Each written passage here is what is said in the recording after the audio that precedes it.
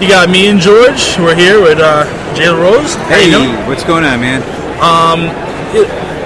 We just have a few questions, and I want to see, Sure. coming from the Saw movies, watching them, when I first saw them, I was like, who the hell comes up with this? Like, you have to be one of the, I love it. I absolutely love it. And I'm like,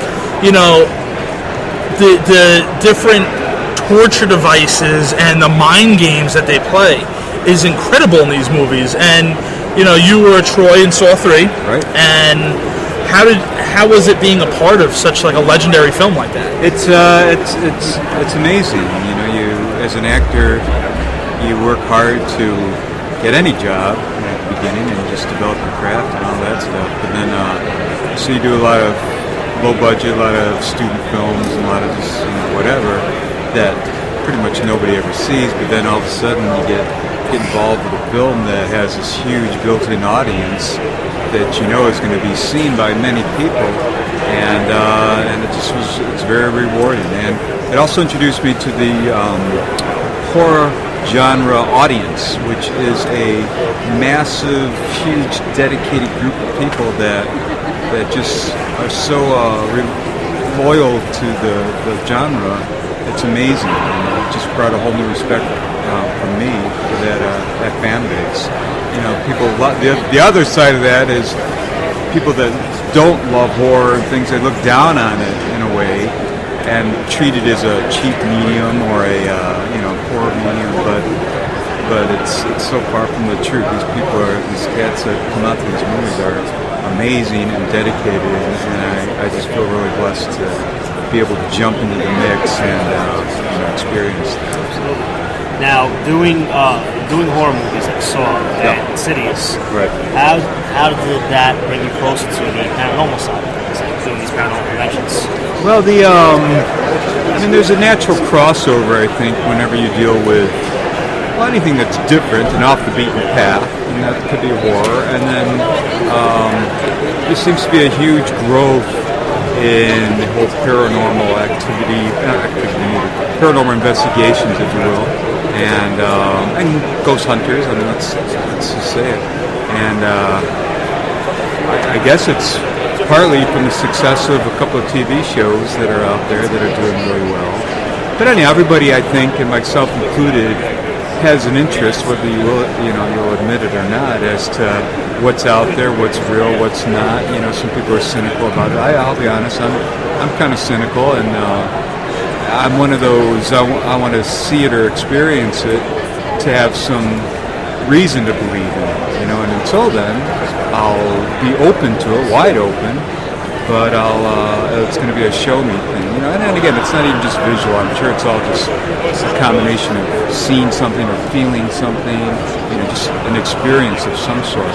And I look forward to doing that. I plan on getting involved with some investigations if someone will have me, and just kind of check things out. And maybe I'll end up wetting my pants and being a little crybaby, but you know what? That's okay. That's another emotion, another feeling. That'd be cool. And that's one thing that you brought up is, maybe going out and doing a paranormal investigation or two, and that's something that we're always open to too. And it's amazing how, wherever you go, there's a common interest in the paranormal. And whether people believe or don't believe, they're still interested about the investigation because, a lot of people have their doubts it's not scientifically proven. So, and even if it's just for, a thrill for a little while, it's something that is interesting. Well, I think that brings us back to, how they kind of tie in together too. It's film in general, horror or not, is a medium that's used to affect you emotionally or have an effect on you. And as thrill rides are at the Universal Studios or something, a roller coaster, people do it because they want that change of their normal day-to-day thing. And I think an investigation, a paranormal thing, would be another sensory trip that you can go on that you don't experience every day, and therefore it makes it unique and a beautiful thing. Or maybe not. Maybe a scary, life-changing, horrible thing. I don't know. But I think as people, we just want something different in our lives at times, and a jolt of some sort. And it seems like actually you've been pretty good with that. You have the horror aspect, which is Saw 3, and your role with the blood and the gore and this sick, twisted game that's going on, that's being played, chained up, and then you also have your role in Insidious, which demonic spirit.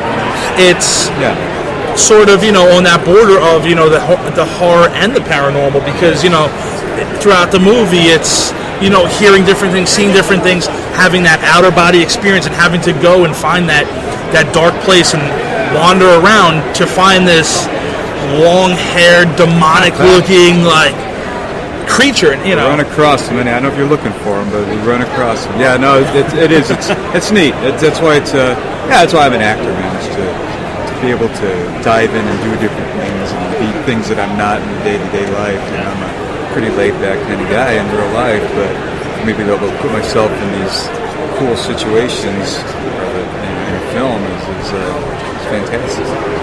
Now, how is it preparing yourself for these different roles that you've played, whether it be like Troy or Insidious? I think all actors have, while they may be similar, different. They still are different approaches, and some things work for some people. And some people do like method acting, which is where you basically go all the way and cut yourself just to feel what it feels like to cut. I'm not that way. I've trained. I've done a lot of training theatrically and whatnot. And I always approach every character pretty much the same, just kind of starting with myself. How would I feel if I was in this situation?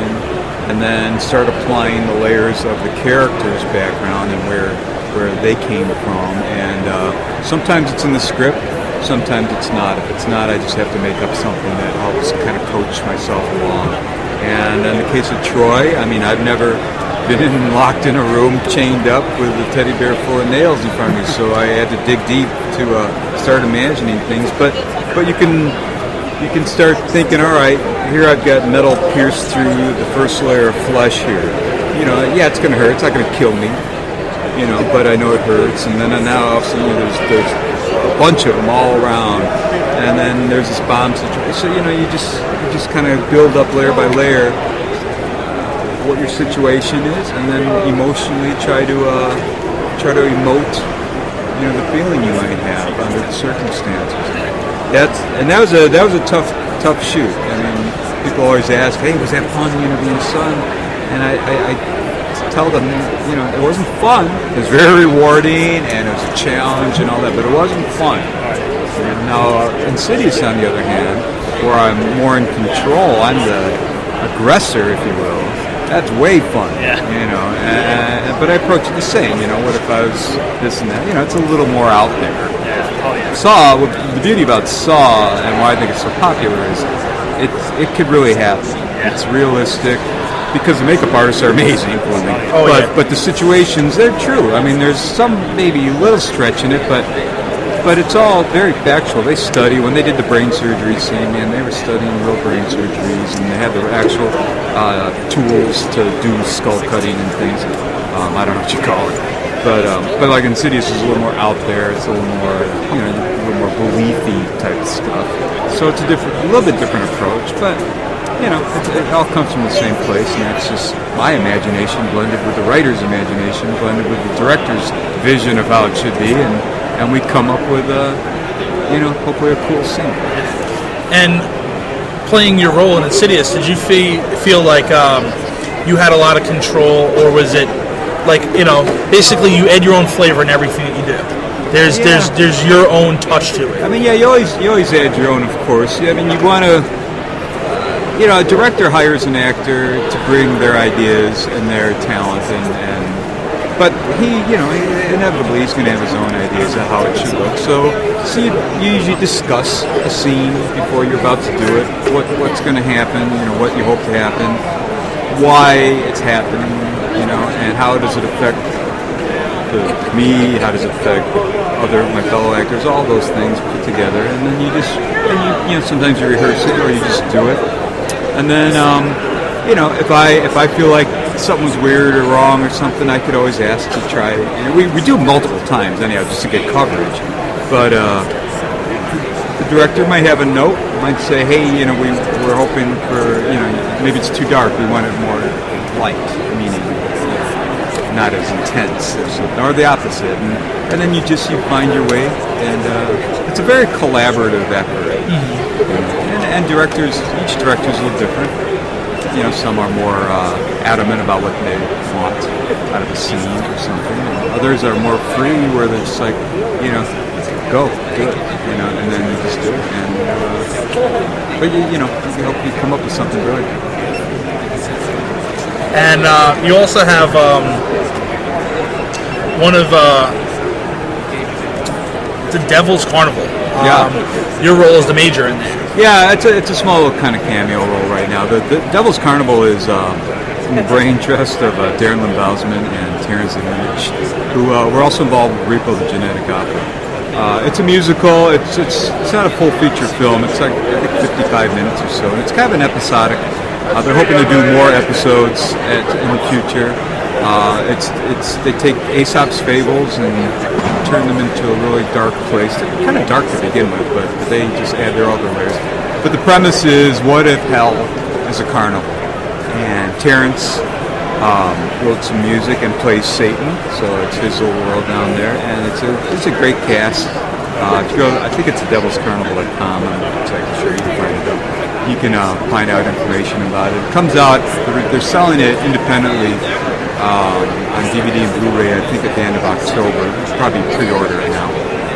It's a fun piece, though. It's got some great characters in it, and I'm the major. Every good carnival has a big band, and I'm the leader of the Hell Harmonic Band, and it's fun. I'm hoping they do more episodes. You know, it's all about financing and things like that, whether that happens or not. But I think it's good. These guys are driven, and it's cool material, and hopefully we'll see more of it. Yeah, you were just saying how it should be released around the end of October. I think so, yeah. And in that was Sean Patrick Flannery. And how was it working with him? Well, we didn't work in the scenes together, so I was there while he was shooting his stuff. And, he's a terrific actor, very well known. Does some great stuff. He's great. I was basically watching. We shot everything in like a 7-day period, so everybody's pretty much around during the whole shoot. And just overall, though, it was a lot of fun because it's a carnival atmosphere. It's dark, so that's always fun. Good music, great music, and it was a very pleasant experience. It's something really worth checking out. And it's being self-distributed by the filmmakers.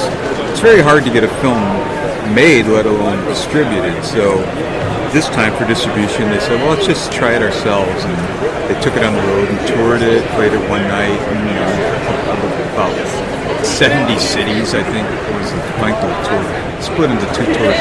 And but it's a really neat piece, and Sean was great though. I can't say that we got together and hung out and stuff, because I really don't know him that well. So he had a pretty tough role, so he's very focused on concentrating on that. I of course didn't want to bust that. So. And what else do you have coming up that we should look out for? Let's see. I shot a role for a film called Renee. Which is, I think, going to be brilliant. I haven't seen it yet. It's a film based on a support group called To Write Love on Their Arms.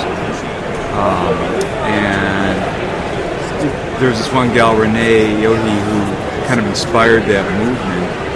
And it's a story. It's a story about her. And Kat Dennings is playing Renee. And I'm hoping that it gets released sometime in the next 6 months or so. I have no idea. I'm not involved with that post-production piece. But I've heard people that have seen screenings say that it's really a terrific film, so I'm really looking forward to it. And then also I had the pleasure of working with Mark Ruffalo, the amazing Mark Ruffalo. He's the new Hulk, among a million other things. And on a movie called Now You See Me, which is really, I haven't seen it, it's in post, but I think it's going to be a really fun film. To me, it's kind of like a heist film, kind of that Ocean's 11 feel. And I got to do a couple scenes there with Mark in Vegas yet, and so that was pretty badass. I mean, it's always nice to work, period, but when you get to work with such high caliber talent, it's a great learning experience for me to see how other people operate and to feed off that, and it's just really cool. It's awesome. And you actually just brought it up. Perfect thing was Renee. In that it's about someone you're working with to write Love on Her Arms, which is a charity that works with people who are involved with cutting themselves. Yeah, that's kind of the title and what it refers to, and the reference. It's grown into just kind of a general support, kind of youth related, teenagers and stuff. But I'm sure they'd help anybody. But it was a gal, Renee, who had addictions and this and that, and one guy she happened to run into, lend some support, and wrote this.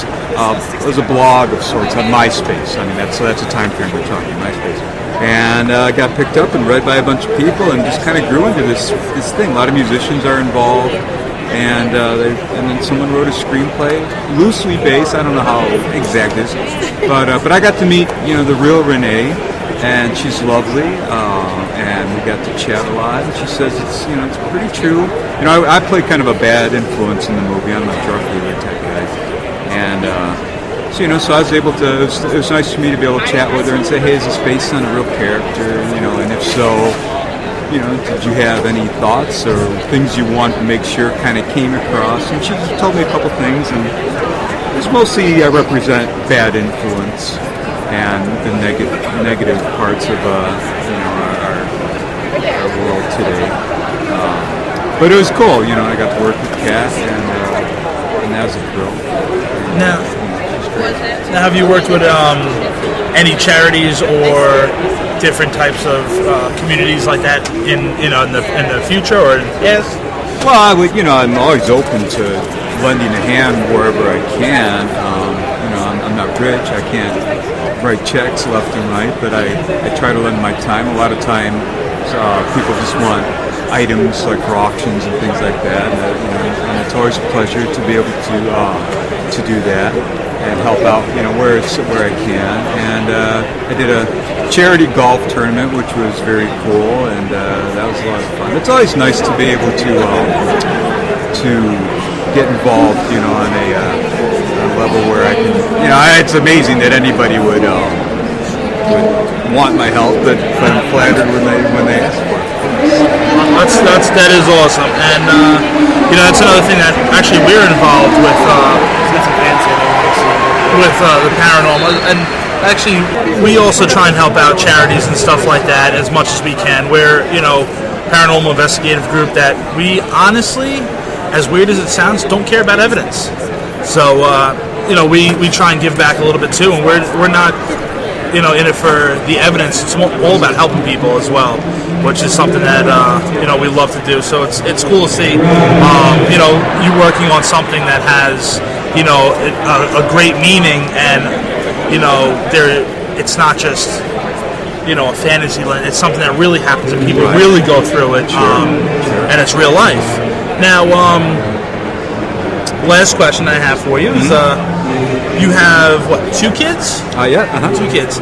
And growing up with, a father who's, in huge movies and traveling and, shooting and acting and doing all these things, how do you think it's been for them, and, for their friends too? Like, oh man. I think they've kind of enjoyed the little ripple effect it's had on them. I mean, I've been doing this full time for I don't know 7-8 years or so, and so they were in school and everything, and I got to do like go visit the school. They have a drama club at the middle school that my daughter went to, and I was able to go speak to that. And then they had a career day where I was one of the parents that came out on this career day. So it's like me, some insurance dude, and some dentist, and and I'm like, and the kids and saw it already been out, and all the kids are like, oh,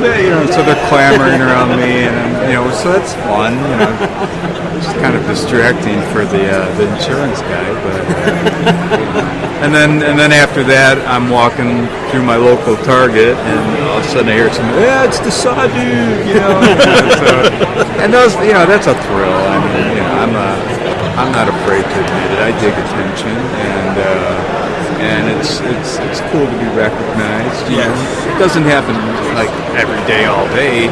I'm not that big, and the characters I've done have been kind of costumed or bloodied up or something. So I clean up a little better than that. I'd like to think, but it's definitely a thrilling thing, and I think they got a kick out of it. I think they enjoy being able to tell somebody. I don't think that's the first thing that comes out of their mouth when they meet someone new. Yeah. They're not braggarts like that, or they're not like, hey, my dude, but it eventually comes out. And then, that's got to be something cool, because it's not like, you're doing that these films that, the work that you're doing is that's a huge target audience. Right. Is, late teens, early 20s and stuff. And, I mean, everything in between as well, but, that is definitely something that the majority, I guarantee, of the schools or the population have seen. No, it's definitely it hits that age range for sure. The films I've been in, and their parents too, that's why it's kind of nice for. I was really glad to be a part of Insidious. As well, Saw is a huge thing. It's not for everybody. It's very, very bloody, very heavy R, torture, and all that. And whereas Insidious is a nice little PG-13, little fun movie. Watching the kids. And so it's going to reach a wider audience if they're willing to go, even though it's PG-13. A lot of people won't see a movie that's PG-13 thinking, how could it be good? I thought it was great. Insidious was really good. Yeah, it was really done well. And definitely scares you. Yeah, it definitely scares you. You don't have to have a razor blade slicing through your eyeballs in order to be, scared. See, that's the difference. You're just grossed out, and then they're scared. So, which is good, because you have actually worked on both ends of that spectrum. Right, exactly. And it's like it's fun. It's a pleasure. It's lucky too. So now, if I can only conquer sci-fi, then I'll have pretty much the whole gamut. Or maybe a little romance would be kind of nice too. I'm not holding my breath. Well, you got the girl from Playboy over here somewhere. There you go. So, but I definitely thank you for taking the time out of the day to sit down with us and do an interview. Right on. Really is there any site or page that you'd like to plug that people can come check you out? I guess my website is probably 4 years out of date. I'm just starting to figure out. I kind of want to do my own little updates and junk stuff and just kind of mess with it. But it is jlarose.com, JLAROSE.com. I got a Facebook page. Who doesn't, I guess. I'm not even sure what my address. You'd have to kind of go into Facebook and search for it, but it'd be easy. J Larose. I think it's like whatever, facebook.com/J Larose1 or something like that. The J Larose alone was taken already by somebody. So and then I have a Twitter account that I never use. I'm going to one day. I keep telling myself the same thing. I'm just lazy, I guess. But I think it's J_Larose, and I got a few followers, but I don't tweet anything. I don't know. I do mean to keep to figure it out and start doing it. But for me, Facebook's time killer enough. I mean, it's kind of the devil in a way. It wastes so much time sometimes because it is so interesting. But anyhow, so I've got those, and hopefully I'll update my website one day and keep that current. But I'm always open to meeting people. Obviously, that's why I do these conventions, is to us fans and people that dig what we're doing. And that's awesome because, you know, I saw all the so much, and it's like, and you know, you're watching these different actors and actresses, and you know, it's cool to actually sit down and have a real conversation. Yeah. And you know, it's hard because, I mean, everybody's different in the world, and they're all, you know, and it's also nice to know that, you know, the people who are fans of your work, and you know, the people that some people may idolize or be like, oh man, you know, I love that character.